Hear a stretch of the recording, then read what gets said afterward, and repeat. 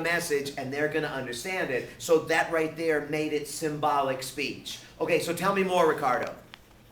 Basically, in Texas, they tried to prosecute him for the desecration of flag. What was Texas's argument why he should not be allowed to burn it? It's a sign of disrespect against the country. Disrespect against the country, disrespect against the people that fought and died for that flag, disrespect of a sacred symbol, just like the Constitution or the Statue of Liberty. And they're saying, you know what, you can't do this. What did the Supreme Court say? Said he could. They said he could. Why? So if they did that, they would have to ban everything that was a flag, such as boxers, t-shirts, bumper stickers. The Supreme Court actually, and this was the funny thing, and this did not get into the Supreme Court case, but ultimately, if you have flag desecration laws, it's not just the American flag that would be the issue, but any emblem, any symbol, any T-shirt, anything that actually portrays the American flag could fall under flag desecration, which is a problem. But let me go back to the case. What did the Supreme Court say? Why did they say it was legal? Go ahead. He did it in like a peaceful manner. He equals violence. Disposed of it properly. He had a. They said at the beginning of this, had violence broken out, this may have been a very different case. But they said as he burned that flag, people stood and saluted the burning flag. And he said after it was done burning, people came and swept it up and gave it a proper burial. What about the speech argument? They said that it was free speech because A, he was sending a message, and B, it would be received. They, in fact, went a little bit further with that. And if you look back at this particular case, they said that if you dispose of a tattered flag by burning it, but you don't allow him to burn the flag the way that he wants, the government is saying what you can and can't. They're controlling your mind, and that's not what the First Amendment is supposed to be about. So they did say, in fact, that flag burning was legal. The dissenters were very upset, much like you were in class, about the symbolism, about the meaning, about the sacrifice that the troops made, and things of this sort. And the violence piece, it could have broken out, but remember, the majority said it didn't break out in this case, so that in fact it's okay. I actually went home and read about it more and talked to my dad. He said now you have to have a license to burn things in order to do that now. So they did like change it just a little bit, and you so still that have people to can't just apply. go. You still, Yeah. and that's a So very you can't fair just go point. out and But I won't test you on that. I won't test you on what Abigail's dad said. Any other thoughts from chapter 2? Go ahead. There were two. There was the preamble, and then there was the declaration. And I'll tell you, it's funny. People get confused with what life, liberty, and property comes from. That comes from the Declaration. People get confused about we the people. That actually comes from the Constitution. Make sure that you look at the preamble and make sure that you read that part of the Declaration so that if I give you an excerpt, you'll be able to pick which document it came from. Okay, and that's really probably the best way of looking at that. Any other questions from chapter 2? Original intent, I think I removed that from just about everybody. I think I did remove that from just about everybody. Not you? Original intent actually is, what is original intent then? Go ahead.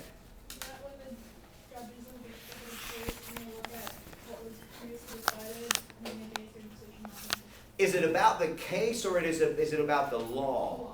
The law. They're going to look at the original intent of the framers when they drafted a law, or when they drafted, maybe more specifically, the Constitution. So it's not the words that it says, but it would actually be the meaning, the intent.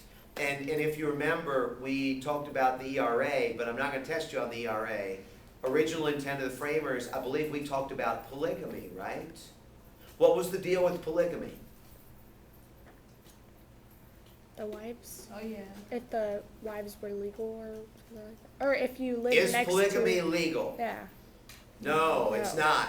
And what we had talked about was, if you read the original, just the words of the First Amendment, Congress shall make no law abridging freedom of religion, then in fact, if you just read the words on this, you would think that polygamy, which is recognized as a practice in some religions, should be allowed. Do you remember how they said that it wasn't? Using original intent? Because the Mormons were opposite of that? Yeah, it happened. They after said Sunday. that the Mormons were not present at the time. They did not intend to protect that practice. So, in fact, they struck down polygamy. And I had mentioned to you that a really interesting case now, if they're going to, expand the definition of marriage, would be a polygamous case today. I believe I had mentioned that to you. Let me go back and just hit on a couple of articles really quick, like too. 'Cause I know that we're coming up on time, and I know your time is precious. You'll notice in here, dealing with chapter 1. Dealing with chapter 1, we have the Catholic school teacher article. We had the Indiana article dealing with religion, and I believe I've removed that from just about everybody except the Tuesday, Thursday, 9:30 class. And then there was a third article from chapter 1, right? Are y'all good with the, Catholic school teacher article? Yeah. Okay, what questions have you got about articles before we delve into more terms? Is he doing one with the too pretty one? Yeah. Not everybody at once. I think I just need help with the terms. Are you just gonna be asking like specific questions about the articles to see if we like? A lot of the articles might be best, and I'm just gonna pull up a random one here. A lot of the articles are probably gonna be kind of set up for short answer questions. The Texas cheerleaders, I think, are pretty much fair game for several of you. And what I want you to do, and this is just like Sarah's video said, is basically give me the facts of the case, tell me what's going on. There's gonna be some form of a controversy, give me the opinions of both sides, and then ultimately tell me who won. And the articles don't always say who won, but we've always gone over who won in class. Michael, go ahead. The name's important. The names could be important. The names could be important. That's, one of those details that will really show that you know what you're talking about if you've got them. Yeah. What else? Anything about these 3 articles? There's the Catholic school teacher. No, remember there's the difference between the Catholic school teacher and the Catholic confession. Y'all know which one is which, Yeah, right? He confessed inside of the police station. or Yeah, whatever. he confessed inside for the triple murder, and whether or not they could use that confession tape. Catholic school teacher was the one that got pregnant out of wedlock and was fired because she had violated a clause dealing with upholding the core teachings of the Catholic faith in an employment contract. The wedding cake one, like I said, I think there was the wedding cake, the t-shirt, and the Indiana law dealing with religion. Those largely went away. Go ahead. Sorry, on the Catholic school teacher, didn't you follow up with the new, contract that they made? Does that fall off under the Catholic school? I'm glad that you brought that up. If you, and notice we haven't talked a lot about links yet. If you use some of the links, because there's a link for Melissa Nelson, there's the link for the Catholic school teacher. If you do include that as an update, it'd be hard for me not to give you points for that. So, but what I'm saying, that, falls under the Catholic school teacher. Yeah, it does. Yeah, it not does. the confession, right? Yeah, that's right. That's right. Yes, Jay? Can we go over what we need to know from the wedding cake article? What was the wedding cake article? If you could sell it to a gay couple and. The not sell it idea to- was that there was a bakery in Colorado, I believe, and the bakery in Colorado had asked the question whether or not they would be required to sell a wedding cake to a gay couple. And if you remember on this, the Christian baker had said, no, I should not have to sell this because this is against my religious views. The other folks, in fact, said the argument was, you're discriminating against us because our orientation. Do you remember who won? The Christian man one. They said that he didn't have to sell the cake. The state of Colorado said that the gay couple won, and that in fact they would have to sell the Oh, they cake did? in this instance. What was the one where the religion won? The t-shirt The t-shirts, one, okay, and the okay. t-shirt article is on that page. It's with Kentucky, and the t-shirt article is basically saying there was a group that came into a t-shirt shop in Kentucky, and they wanted to be able to print, I believe it was Gay Pride Parade t-shirts, and the t-shirt shop said, no, this violates my religious beliefs. And in the Kentucky case, the court, and this was the local court, not the Supreme Court, the local court said, yes, you do not have to print this. Do y'all remember why? It's about the content of the t-shirt.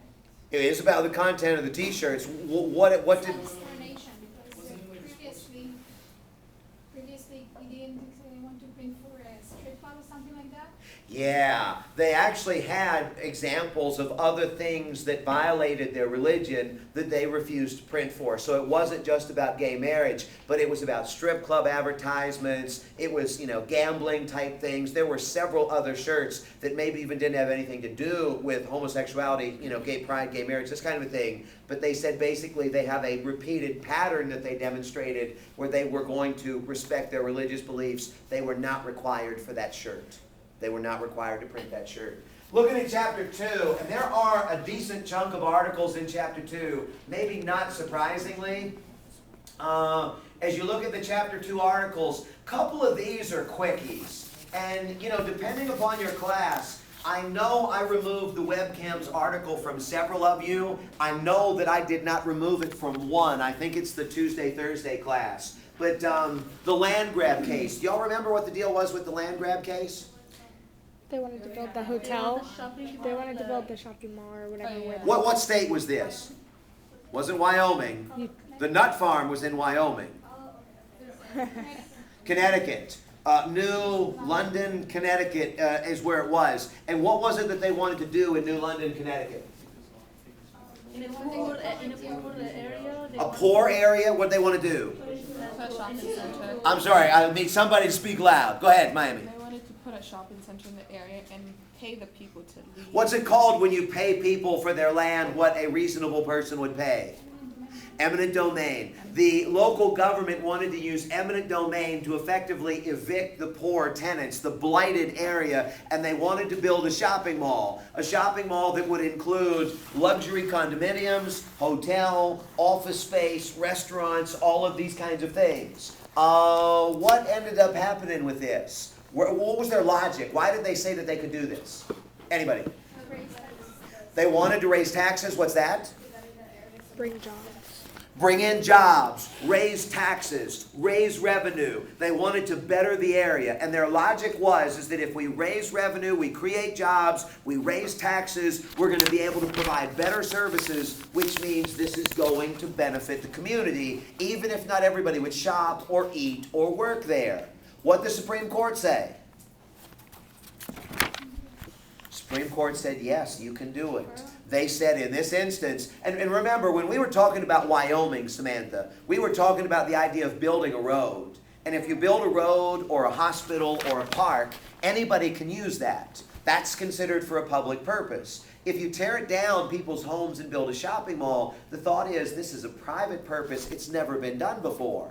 The court said, just like a road everybody would drive on, just like a hospital everybody could go to, just like a swing everybody could swing on, they said if you create the jobs and the tax revenues, then in fact you're creating opportunity and better services for the community, and you can force that. They did win the right to do so. I think I had mentioned in all of the classes, they still have not begun digging the ground on this, because even though they won, they're still fighting this. There's still a lot of fighting that's going on about this. Melissa Nelson, I think y'all have a pretty good idea about that with Iowa, and the idea that the Iowa court said that she could be fired for being too beautiful, and then when they caught grief, they heard the case again with no new evidence, and then they ruled a second time that she could be fired for being too beautiful. But maybe get into the interaction between her and the doctor, because it's not as clear-cut as it appears when you read through some of the things. Abercrombie and Fitch, and there was also the abortion buffer zone. I removed this from several of the classes, but if you have anybody with questions about Abercrombie? What's that? The girl with the headdress. I did remove it from several. I did. I can't remember which is which right now, but does anybody have any questions about it? Abercrombie, she won. She won ultimately that case. She won that case, and they're going to have to pay her damages. They're going to have to pay her damages. Not the president's call. That's the one that's talking about war.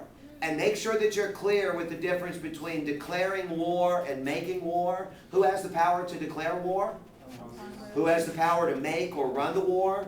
The president does. Look back over that article as to why, and that was kind of a quickie. Assault on powers. What was the thing? And I only read one paragraph from that article, Assault on Powers. What's that? Congress isn't using all the power that it has in the executive office That's true. What actually will make, What? go ahead. Wasn't it the money deal, like saying that, if the president didn't like something that the